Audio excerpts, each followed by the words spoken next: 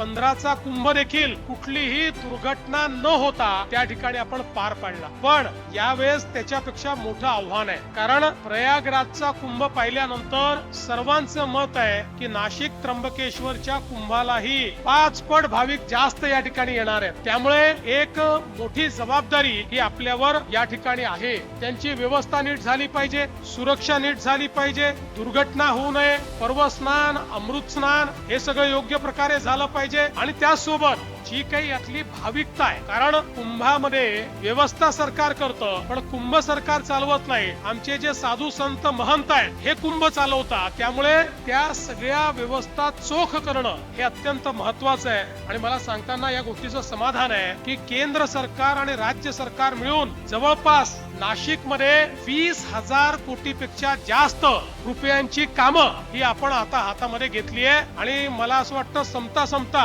25,000 कोटी रुपयाची कामं ही या नाशिकच्या परिसरामध्ये आपल्याला या कुंभमेळ्याच्या निमित्ताने करावी लागतील।